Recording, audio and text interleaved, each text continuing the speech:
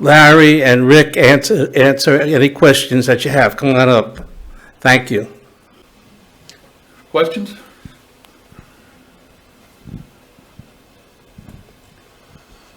Thanks, guys. What's the state of play now with respect to the cesspools in federal, state, and local regulation and action?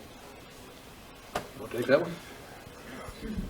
Well, we had hoped that after the lawsuits were successfully litigated that we would see some major changes in North Carolina on the lagoons and spray fields.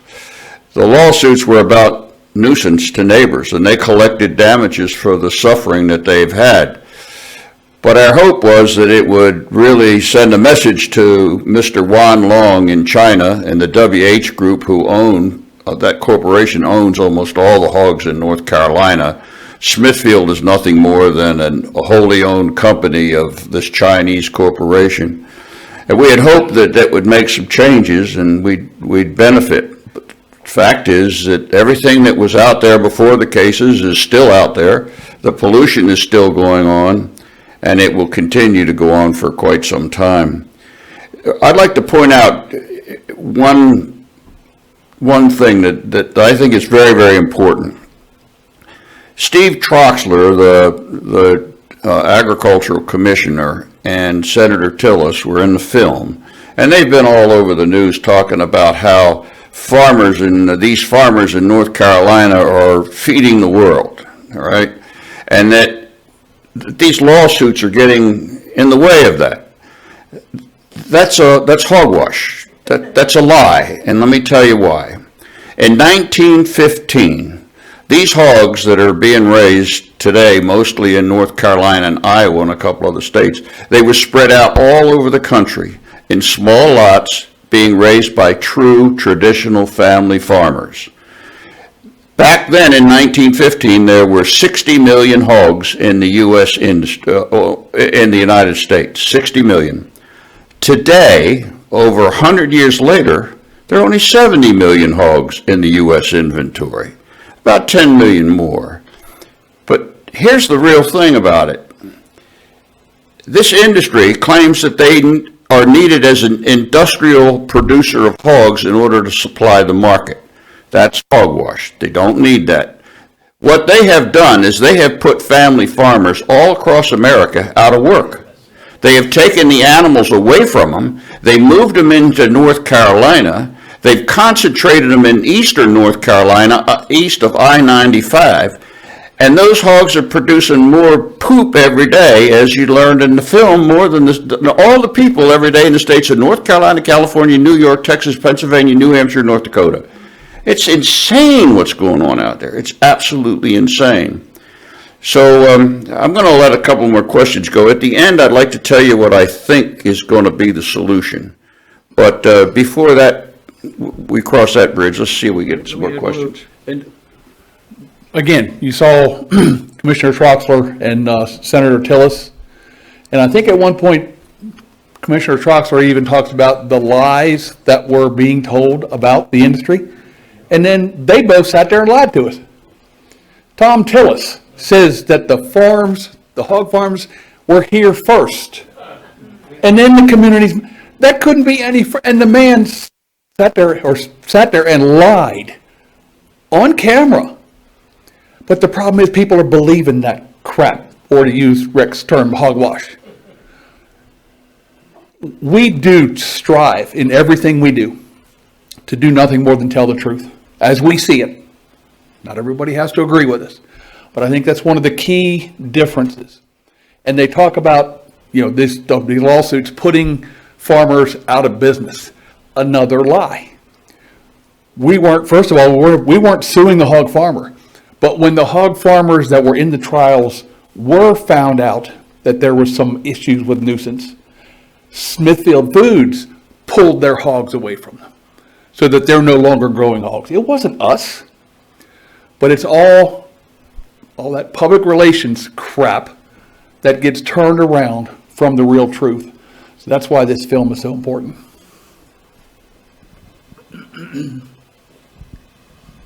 So are there any, Yep.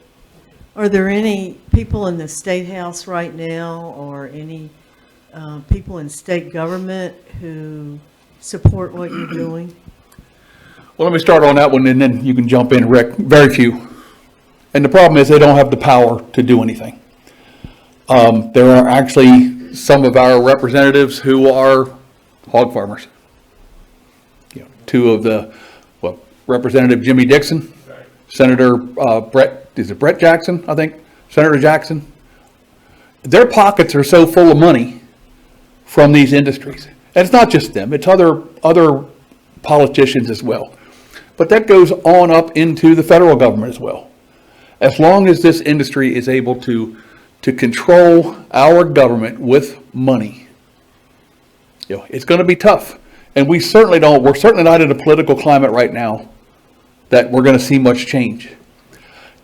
And to be honest with you, we talk about it at Waterkeeper all the time. How do we get involved legislatively? To me, that's not the answer. And I think that's probably something Rick's going to talk about here shortly. But to answer your question, there are some good ones. I don't want to make it sound like there aren't. And who are they? The first one that comes to mind for me is Representative Pricey Harrison. And Pricey Harrison goes back to when Rick was the Riverkeeper. She's always been a champion for what we're trying to do. But there have been some politicians who have actually been forced out of office because the hog industry puts so much money into their opponent. Cindy Watson, prime example. So, are we going to be able to fix this legislatively? I don't see it happening.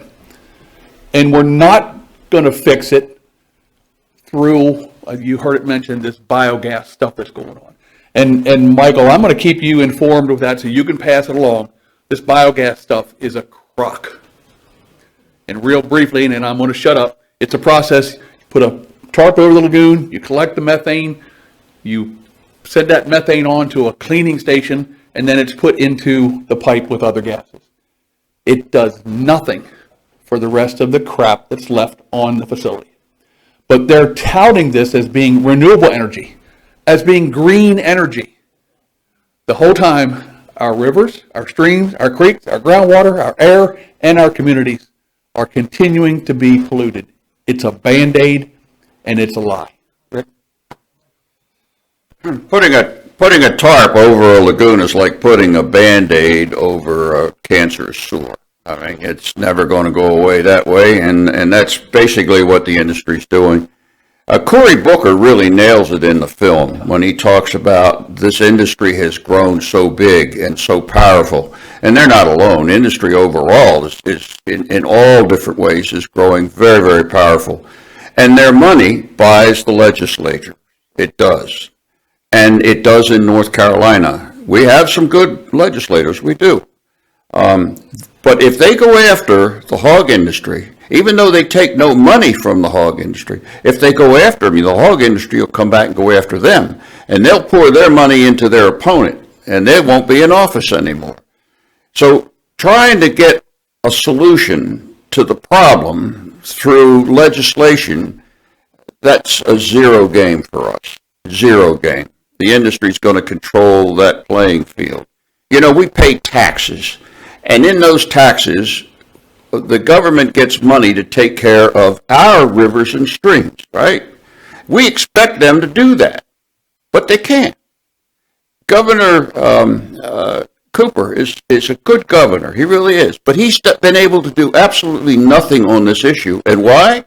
We got a General Assembly who'll override him on any veto. So he can't do anything. So money talks, but there is a solution, and we're going to get to that in a little bit. I got a question back here. When a lagoon overflows, is not a fine issued by the county or the state to these farmers? There are some times when a lagoon problem can result in some penalties. If it's something that the grower, and I'm sorry, we don't call them farmers because they're about as far from being a farmer. And while we're talking, they're not all bad people. But Tom Butler, who you saw up here, one of the bravest people we've ever met. I can't tell you the respect we have for that man, for him standing up against his own industry. But these growers, they're indentured servants. They cannot get out. They can't sell their property. Because what are you going to use it for? And now I forgot where we're going with the question. Oh, the fines. Well, let's look at like Hurricane Florence, which you saw a lot of that. They have what they call stormwater exemptions. So if something happens to the lagoon, because there's too much rain, there's too much water, the state says, well, you couldn't do anything about it. So, no big deal. We're trying now to get some of these facilities, and again, we don't call them farms because they're not farms, that are in what's known as the 100-year floodplain. Anybody know what that means? 100-year floodplain. It means that predicted this area will only flood one time in 100 years. We've had 5 in 5 years. So they're trying to get some of these moved out. But as I think you heard Rick say in his piece, something happens, we have a hurricane happens, things are all a flurry for a couple months, and then it's back to business as usual. And again, it's back to the point where there's no enforcement. There's no regulations that protect us from that. Do you want to add anything to that?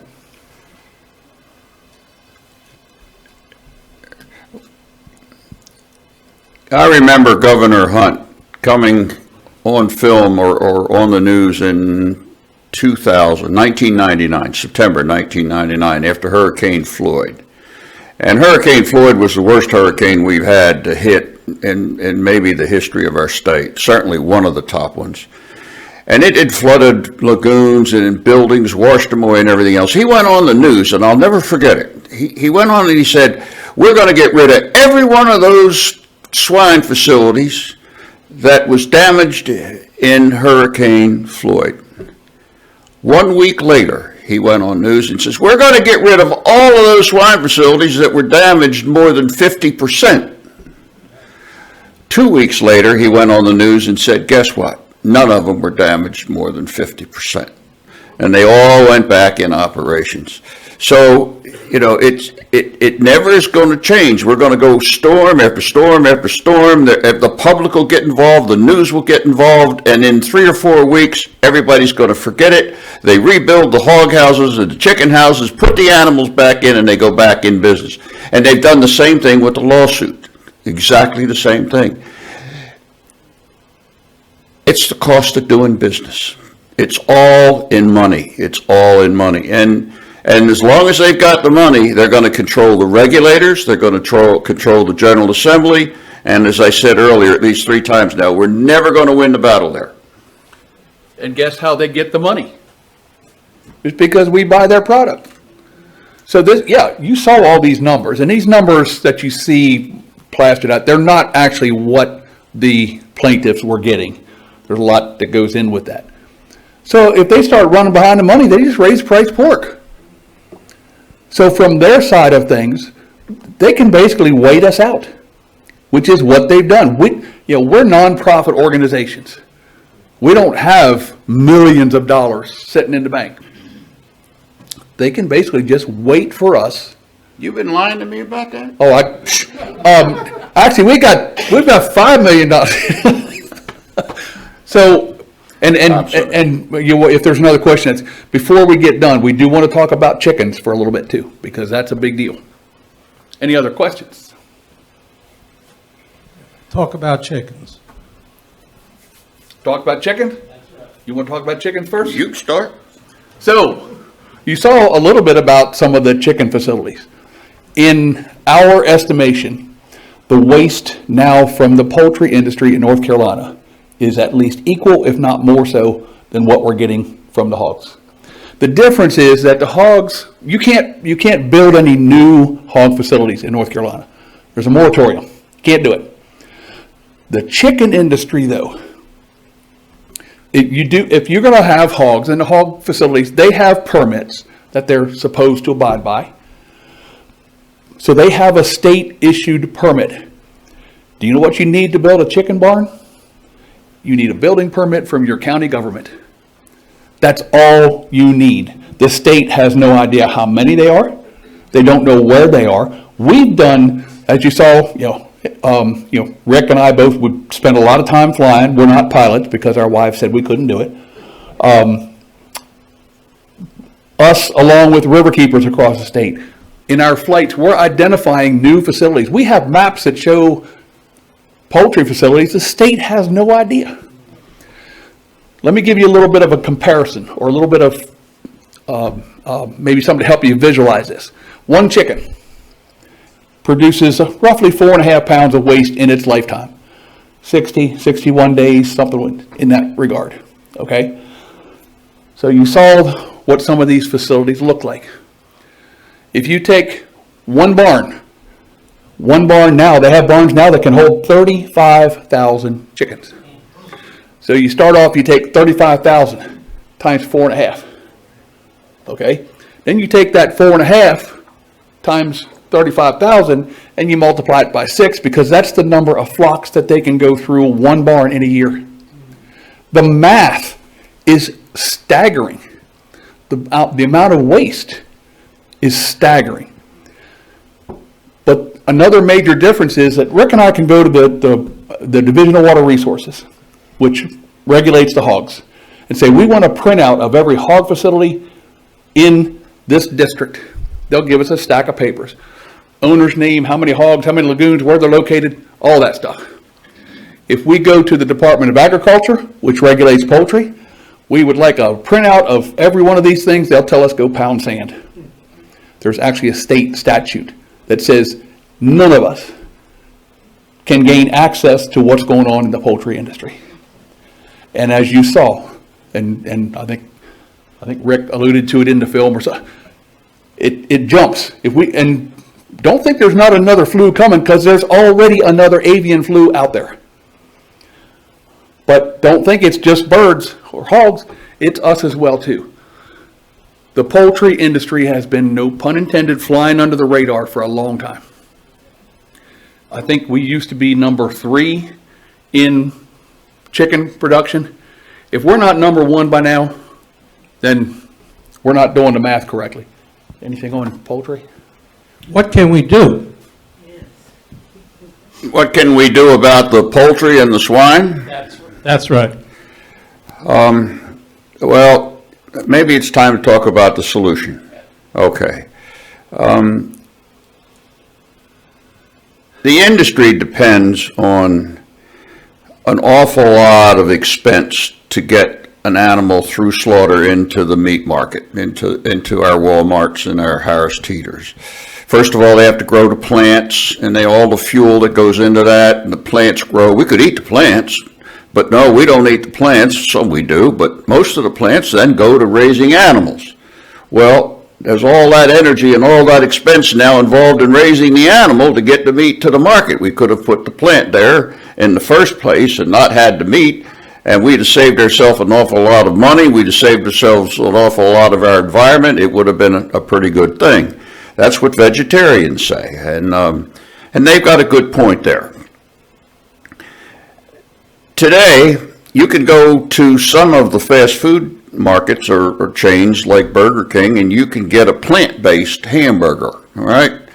They don't quite taste exactly like the meat ones do, all right? But they're not bad, and a lot of people these days eat them, and I do too, all right? So, but they're not bad. So, but the answer will never be in taking plants and making the plant into a pork chop or a piece of bacon. But right now, in eastern North Carolina, in the town of Wilson, they are building the largest cultured meat factory in the world. The largest. What is cultured meat? Cultured meat is taking a couple of cells from an animal, not killing them, just take a couple of cells from them and put it in a vat and begin to grow the meat in the vat. No animal gets slaughtered.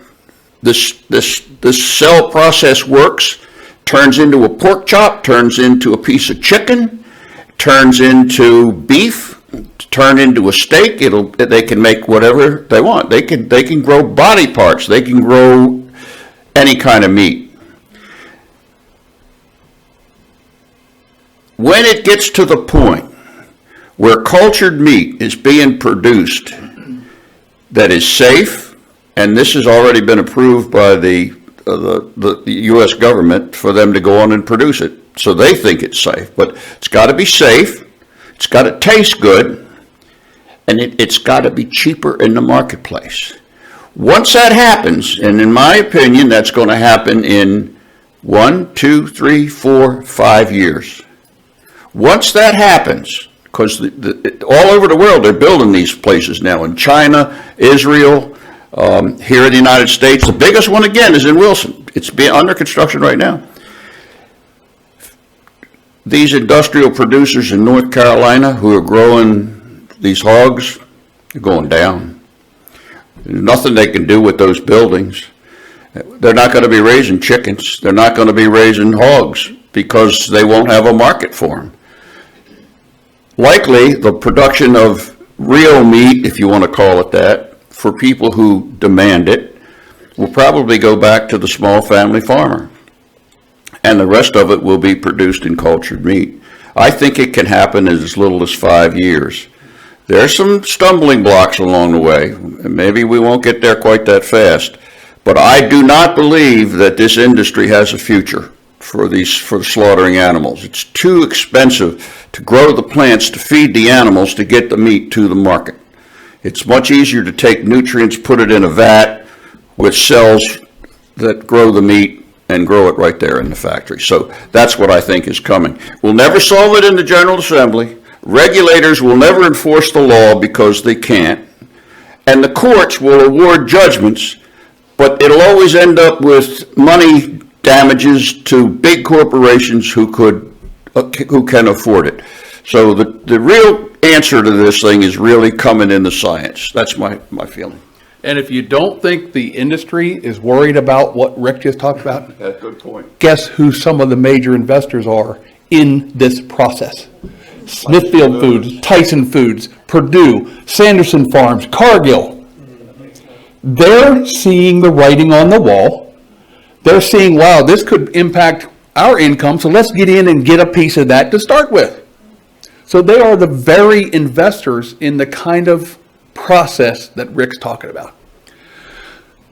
So I think you said we had till midnight, Michael? Unless there are too many more questions. Assuming that the manufactured meat is not going to come around in 5 years, is there a replacement for lagoons? Bingo. A workable replacement that gets rid of them? Obviously, the methane capture is not the answer. Okay, yeah, you can tell we're both jockeying for position.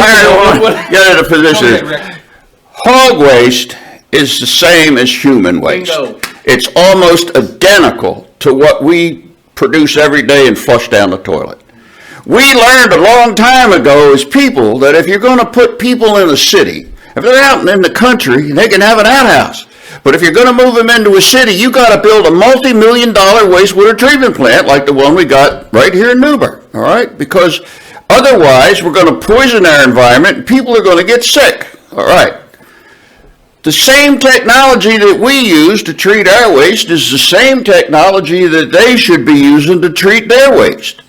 But why don't they do it? Because if they had to pay millions of dollars to put in wastewater treatment plants for each of these little city farms that they've got out there, any family farmer in America could outcompete them at the marketplace.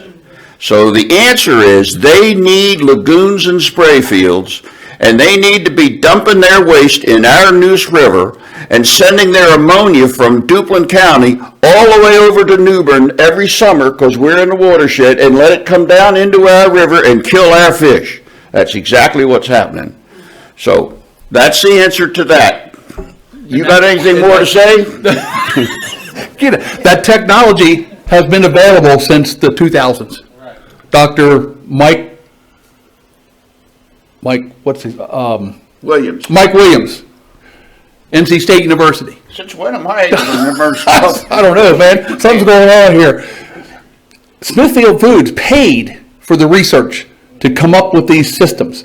$17.1 million that they put up. So Dr. Williams went through this process of what would work on hog waste in particular. He found a system, it's now called super soil, that by the end of the process, the pipe coming out, you could stand there with a cup of water and drink it. The first thing the industry said, if it costs us more than $1 to put into place, then it's not economically feasible. So it was shot down. But the industry, exactly what Rick is talking about, it's a wastewater treatment plant. If you look at Tom Butler's facility, he can have 8,000 animals. The amount of waste being produced in there is equal to what? You heard it on there. We figure it 10 times. That's the size of a city of 80,000 people. It's insane what we're doing. We're not giving up the fight. And like I said, Michael, we'll be getting back with you. We've got some, in 2024, which doesn't sound like far away, is a renewal of a general permit, specifically looking at biogas.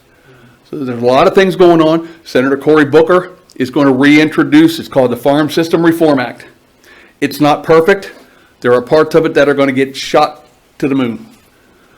But it's a step in the right direction. I don't care, really worry about what your political views is. Cory Booker has probably been as spot on as anybody I've seen. And the difference, you can feel it with him in his conversation. Anyway, I know it's after 9 o'clock, Michael. We'd be happy to come back and talk some more. Check out the book. And if you... Is there a last, somebody had a last question maybe? I mean, I don't want to leave that question. We'll have you come back. All right. Because